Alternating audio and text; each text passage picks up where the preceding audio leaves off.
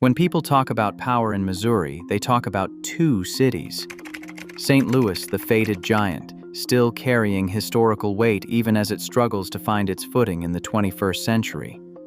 The city that once commanded the state now serves as either a cautionary tale or a comeback story, depending on who is telling it. Kansas City, the quiet riser, building momentum through logistics, sports psychology, and strategic invisibility. The city that learned from watching St. Louis and chose different paths. But there is a third city that almost never enters the conversation. A city with no major skyline, no coastal money, no viral moments or national headlines. A city that most Americans could not locate on a map and most Missourians take for granted. Columbia. And here is the part that should reframe how you think about Missouri entirely. Columbia is not just surviving while the big cities fight for attention. It is quietly accumulating the kind of structural power that actually determines long-term outcomes, the kind that does not show up in population rankings or economic headlines, but shapes everything that happens afterward. Most Missourians do not realize this shift is already happening. They are watching St. Louis and Kansas City like spectators at a boxing match, not noticing that the real action is taking place somewhere else entirely. Tonight, we are breaking down why Columbia, Missouri is quietly becoming the state's power center and why that shift matters more than most people understand. This is not a Chamber of Commerce pitch. This is not boosterism dressed up as analysis. This is the structural truth about where Missouri's center of gravity is actually moving. Let's begin. Why Columbia was never supposed to matter. To understand Columbia's rise, you first have to understand why it was never supposed to happen. Columbia breaks every rule about which cities accumulate power in America. It lacks every characteristic that conventional wisdom says matters for urban importance. No major skyline. American cities signal importance through vertical architecture. Skyscrapers announce arrival. They photograph well. They appear in establishing shots that tell viewers this place matters. Columbia has none of that. Drive through downtown and you will find a pleasant human-scale environment, but nothing that announces itself as a power center. Nothing that demands attention from people passing through. In a culture that equates height with significance, Columbia's modesty reads as insignificance. The visual language says, college town, not state power center. No coastal money. The investment capital that transforms American cities flows from the coasts. Venture capital from San Francisco, private equity from New York, institutional money-seeking returns in growing markets. That capital never targeted Columbia. The city never appeared on investor radar. It never experienced the speculative inflows that simultaneously inflate and distort urban economies elsewhere. Columbia grew without outside money reshaping it. That seemed like a limitation. Then it became clear that outside money often destroys what it claims to build. No hype. Columbia never trended. It never became the subject of lifestyle articles about America's next great city. It never attracted the influencers, remote workers, and amenity seekers who descend on places that generate buzz. That absence of hype meant absence of attention, and absence of attention meant absence of the forces, both positive and negative, that attention brings. Yet it keeps winning quietly. Despite lacking every conventional advantage, Columbia kept functioning, kept growing, kept accumulating capabilities that other cities lost. The university expanded. Healthcare infrastructure deepened. The population grew younger while surrounding regions aged.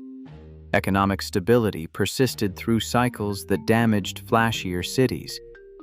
Columbia was not supposed to matter. But mattering does not require permission from people who define mattering narrowly. Columbia found a different path, and that path is producing results that conventional analysis cannot explain, because conventional analysis was not watching. The power nobody talks about. Columbia's power doesn't announce itself. It operates through institutions and systems that generate influence without generating headlines.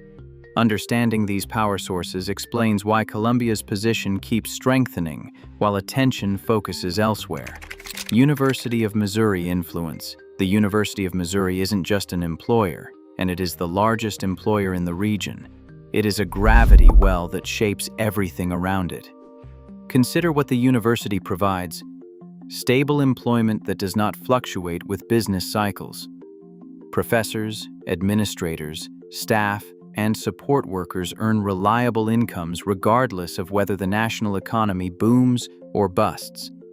That stability anchors the local economy in ways that manufacturing or corporate employment never could.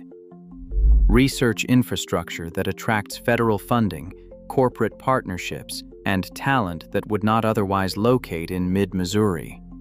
The university brings resources into Columbia that the city could not generate independently. Continuous population renewal. Every year, thousands of students arrive.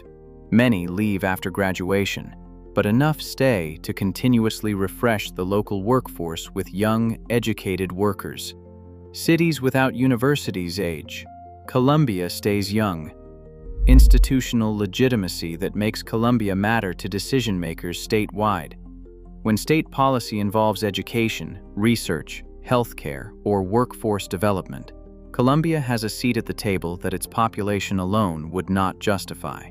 The university is not just located in Columbia. It fundamentally defines what Columbia is capable of becoming. Healthcare gravity. Healthcare has become Columbia's second anchor, and in some ways the more important one for regional influence.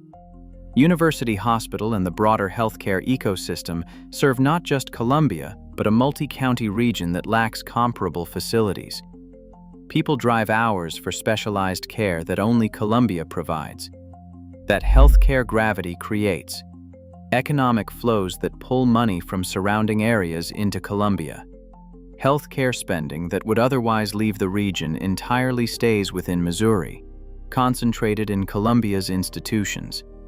Employment that cannot be offshored or automated. Healthcare jobs require physical presence. They cannot be shipped overseas or replaced by algorithms. That makes healthcare employment more durable than almost any alternative. Population dependencies that strengthen Columbia's regional importance. When your healthcare options require traveling to Columbia, Columbia becomes essential to your life regardless of whether you live there. Investments in infrastructure that compound over time. Healthcare facilities require continuous expansion and upgrading. Each investment makes Columbia more capable, which attracts more patients, which justifies more investment. Healthcare made Columbia necessary to people who would otherwise ignore it. Necessity is a more durable foundation than desirability. Jefferson City, Missouri's capital, sits just 30 miles from Columbia. That proximity creates connections most people do not consider. State employees who want urban amenities unavailable in Jefferson City live in Columbia and commute. That population brings state salaries, state perspectives, and state connections into Columbia's social fabric. Lobbying, advocacy, and political influence operations that need capital access locate where their staff want to live, which often means Columbia rather than Jefferson City itself. Relationships between the University of Missouri and state government happen more easily when physical proximity enables casual interaction. Columbia's location makes it a natural interface between higher education and state policy. This proximity does not make Columbia a political power center in obvious ways, but it creates countless small advantages that accumulate into meaningful influence over time. Recession, resistance. All these factors combine into something increasingly valuable: recession resistance. Universities don't close during recessions. Healthcare demand actually increases when economic stress affects population health. State government continues functioning regardless of business cycles. Columbia's economic anchors are counter-cyclical or acyclical. They either benefit from downturns or ignore them entirely. That's extraordinarily rare for American cities. When recession hits Missouri, Columbia will not experience the devastation that strikes cities dependent on manufacturing, construction, or discretionary spending. It will continue functioning while other cities struggle. That resistance is already attracting attention from people who understand what economic stability actually looks like, even if that attention has not generated headlines yet. If you're starting to see Missouri differently than you did 5 minutes ago, subscribe to Hard Truth Untold. This channel exists to explain the structural forces that actually shape places, not just the stories that get told about them. Most coverage focuses on the obvious. We focus on what the obvious obscures. Hit subscribe. There's more ahead.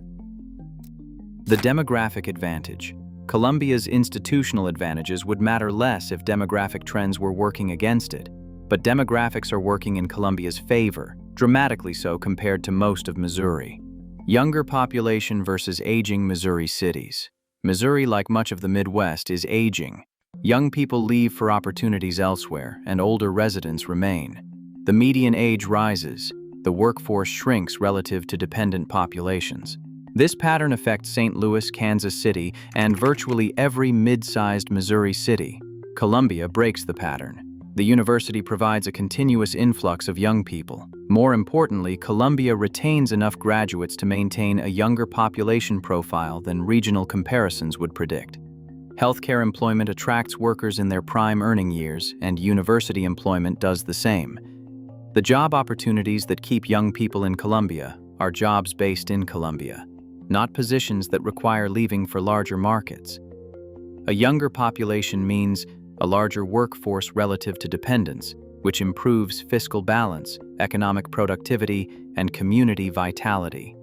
More family formation. Young adults having children stabilize school enrollment, housing demand, and community investment in ways aging populations cannot match. Longer time horizons. Younger populations plan for futures measured in decades, while older populations focus on maintaining what exists. That difference shapes everything, from infrastructure investment to business development. In migration versus stagnation. Columbia isn't just retaining population, it is attracting it. While many Missouri communities experience net out migration, Columbia experiences net in migration. People are moving to Columbia from other parts of Missouri, from other states, and from other countries. That in-migration brings skills and perspectives, capital and validation. Skills and perspectives that would not develop locally. New residents bring experiences from elsewhere that enrich Columbia's capabilities. Capital that would otherwise locate elsewhere. When people move, their savings, investments, and spending power move with them. Validation that influences others' decisions. Migration is self-reinforcing. When people see others moving to a place, they take that place more seriously as an option. Columbia's in-migration creates momentum, and that momentum attracts additional newcomers. Why this changes housing and the economy long-term. Demographic advantages compound over time. Cities gaining young, educated workers see rising incomes, expanding tax bases, and increasing economic complexity. They can support more diverse businesses, more specialized services, and more sophisticated institutions. Cities losing young people see the opposite. Income stagnation, tax base erosion, economic simplification, as complexity becomes unsustainable. Columbia and St. Louis will look more different in 2040 than they look today, not because of any single decision, but because demographic trajectories diverge further with each passing year. The housing implications are significant. Columbia will need more housing for its growing population. That growth supports construction employment, property values, and community development. Other Missouri cities will struggle with housing surplus. Too many units for shrinking populations, creating vacancy, blight, and fiscal stress. Demographics do not determine everything, but they determine more than most other factors, and they are extraordinarily difficult to reverse once established. Columbia's demographic trajectory is enviable. Most of Missouri's is not. Columbia versus St. Louis versus Kansas City. This section is not about declaring winners and losers.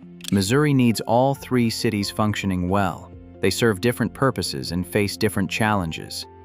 Understanding how Columbia differs from St. Louis and Kansas City illuminates something important about what actually produces sustainable urban success. Why Columbia does not boom or bust. St. Louis boomed dramatically in the 19th and early 20th centuries. Then it declined painfully through the late 20th century. The same forces that produced extraordinary growth produced extraordinary vulnerability when conditions changed. Kansas City is growing now, but growth creates its own risks. Rapid growth attracts speculation, strains infrastructure, and creates expectations that become burdens when growth slows. Columbia does not boom. It lacks the characteristics that produce explosive growth. No gold rush moment, no speculative frenzy, no viral discovery that brings floods of outside attention and capital. But Columbia also does not bust. The same characteristics that prevent booms prevent busts. Stability works in both directions. Columbia's growth rate is modest but consistent. Year after year, decade after decade, the city expands incrementally without the dramatic swings that characterize more volatile places. That consistency is undervalued in a culture that celebrates explosive success. But consistency is what actually produces long-term outcomes. Consistent growth compounds. Volatile growth averages out to less than it appears. Why slow growth beats explosive growth in 2026 and beyond. The economic environment facing American cities is changing in ways that favor Columbia's model over alternatives. Interest rates are higher than the cheap money era that fueled growth elsewhere. That makes speculative investment more expensive and reduces the capital flows that created housing bubbles. Climate instability is increasing costs and risks in vulnerable regions. Columbia's interior location, moderate climate, and distance from the coast and from floodplain provide protection that exposed cities lack. Remote work is redistributing population based on livability rather than just job proximity. Columbia's affordability, safety, and quality of life become advantages when employment does not require specific locations. Economic uncertainty favors stability over growth. When the future is unclear, places that simply continue functioning become more attractive than places betting on transformations that may not occur. Slow growth beats explosive growth when conditions favor survival over speculation. 2026 and beyond look like survival conditions. The Missouri lesson, embedded. Missouri's three major cities represent three different relationships with growth. St. Louis shows what happens when growth reverses and decline becomes self-reinforcing. The city is fighting to stabilize after decades of loss.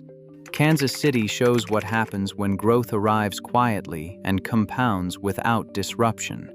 The city is building momentum that may or may not prove sustainable. Columbia shows what happens when growth never overwhelms fundamentals. The city is accumulating capability without accumulating the vulnerabilities that capability sometimes brings. Missouri does not need to choose between these models, but Missourians should understand that the model generating the least attention might be producing the most durable results. Warning: this analysis should not suggest Columbia is invincible or that its current trajectory guarantees future success. Risks exist. Understanding them matters. What breaks if Columbia grows too fast? Columbia's advantages depend partly on its current scale. The city is big enough to matter, but small enough to maintain the characteristics that make it attractive. If Columbia grew too fast, several things could break. Affordability, the characteristic that makes Columbia accessible, would erode. Housing costs would rise faster than incomes. The middle-class workers who sustain the community would be priced out. Infrastructure would strain. Systems designed for the current population would not handle dramatic increases. Quality of life would decline while the city struggled to catch up. Character would change. The attributes that make Colombia livable, human scale, community cohesion, and manageable complexity would dissolve into something resembling the places people moved to Colombia to escape. Traffic, crowding, anonymity, and stress would increase. The city would become a smaller version of the places that Colombia's residents specifically chose to avoid. Growth is not automatically good. Unmanaged growth destroys the qualities that attracted growth in the first place. Colombia would be wise to grow carefully rather than chase growth for its own sake. What happens if Missouri ignores Colombia? The opposite risk also exists. Missouri could fail to recognize Colombia's importance and underinvest accordingly. If state resources are disproportionately directed towards St. Louis and Kansas City, Colombia would be left without the infrastructure, services, and support it needs to maintain its trajectory. Higher education funding that treats the University of Missouri as expendable rather than essential would undermine the institution that makes Colombia matter. Economic development strategies that focus only on the largest cities would miss opportunities to strengthen a city that is actually working. Missouri needs Colombia to succeed. The state needs at least one city demonstrating sustainable growth. If that city is neglected because it lacks the population to demand attention, Missouri loses its best example of what works. Why this city may decide Missouri's future more than elections or headlines. Political attention focuses on elections. Media attention focuses on headlines. Both miss the slower movements that actually determine long-term outcomes. Missouri's future depends less on which party wins the next election than on which cities can sustain functional communities over coming decades. If Missouri's cities all struggle, if St. Louis can't stabilize, if Kansas City's growth proves unsustainable, if Columbia is neglected, then Missouri faces decline regardless of political outcomes. But if Columbia continues its current trajectory, if it demonstrates that sustainable success is possible in Missouri, then the state has a foundation to build on. A proof of concept, a model that might eventually influence how other communities operate. Columbia might decide Missouri's future not through dramatic intervention, but through quiet demonstration. By showing what works, by providing an alternative to the boom-bust cycles that characterize American urbanism. That's a different kind of power than elections or headlines convey. But it might be more important. Missouri's identity is tangled up with St. Louis and Kansas City, the cities that appear on national maps, generate national stories, and represent Missouri in the national imagination. But identity and destiny aren't the same thing. Missouri's future might depend more on Columbia than on either of its larger cities. Not because Columbia will eclipse them in size or fame, it won't, but because Columbia might be the place where Missouri actually works, where growth happens sustainably, where institutions remain functional, where community persists through cycles that disrupt elsewhere. That's not exciting. It won't generate documentaries or think pieces. It won't trend on social media or attract influencer attention. But it might matter more than any of those things. Columbia isn't trying to be Missouri's biggest city or most famous city. It's just trying to be a city that works. And in an era when so many cities don't work, when growth destroys what it claims to build, when decline seems impossible to reverse, when the middle ground between boom and bust seems impossible to find, a city that simply works is more valuable than people realize. So here's the question that should drive your comments. Do you think Missouri's future belongs to its biggest cities or to its most balanced one? Is size what matters? Is attention what matters? Or is sustainable function what actually determines which places thrive over coming decades? If you are from Columbia, does this analysis match what you have experienced? What do outsiders miss about what is actually happening there? If you are from St. Louis or Kansas City, Does this reframe how you think about the state's dynamics? Or does Columbia still seem too small to matter for Missouri's overall trajectory? Drop your perspective in the comments. This conversation needs voices from across Missouri, people who actually live these dynamics rather than just analyze them from outside. And if you want more breakdowns of how places actually work, not just how they are described in conventional coverage, subscribe to Hard Truth Untold. Because the cities that actually matter often are not the cities that get the most attention. And understanding that difference might be the most important thing you learn about how America actually functions.